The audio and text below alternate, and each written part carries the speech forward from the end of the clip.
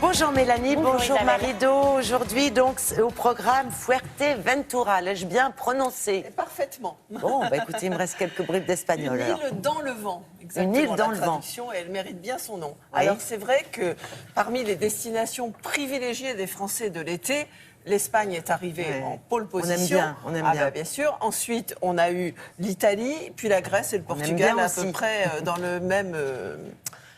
la Oui, même oui. mouvance, quoi. Dans la même Et mouvance. puis, les Canaries ont suscité vraiment en Espagne un intérêt particulier. Et l'archipel compte 7 îles. J'aurais pas eu le temps de vous parler des 7, donc il a fallu en choisir une. Et j'ai choisi cette île qui est complètement dans le vent, où les familles peuvent aller, puisqu'il y a de nombreux hôtels-clubs également. Voilà. On y va ? On y va.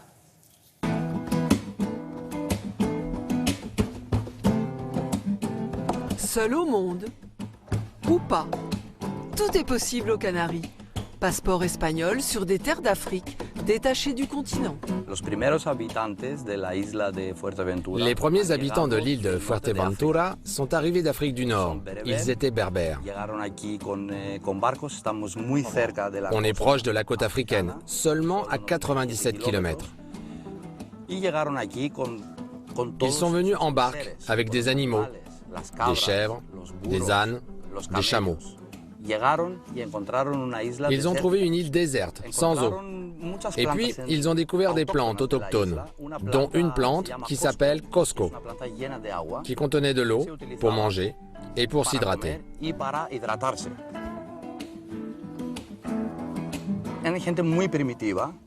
On a ici les restes d'un village très primitif, vieux de 3000 ans. Ces premiers habitants construisaient des maisons comme des caves.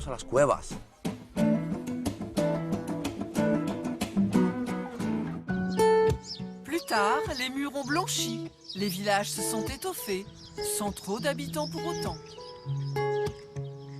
C'est par cette vallée que les conquérants pénétrèrent dans l'île. Le premier d'entre eux, Jean de Béthencourt, un Normand, passa par cette oasis pour dérober au regard des aborigènes, et sans doute des convoitises des pirates, une statue de la Vierge.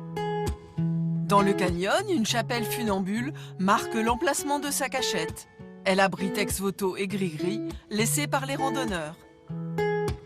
À quelques encablures de là, serpents, oiseaux exotiques et coiffes aztèques sur la façade de l'église de Parara.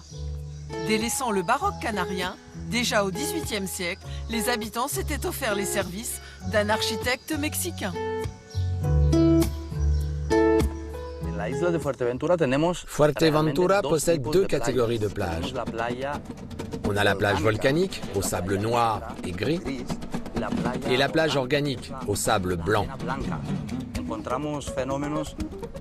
On rencontre un phénomène particulier, avec des dunes fossilisées sur la partie la plus ancienne de l'île, qui a 22 millions d'années.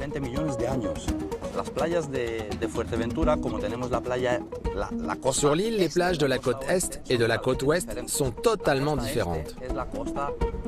La côte est, c'est la côte protégée, alors que la côte ouest est la côte sous le vent. Elle est impraticable à cause des vents et des courants qui sont très très dangereux, comme la plage de Cofete.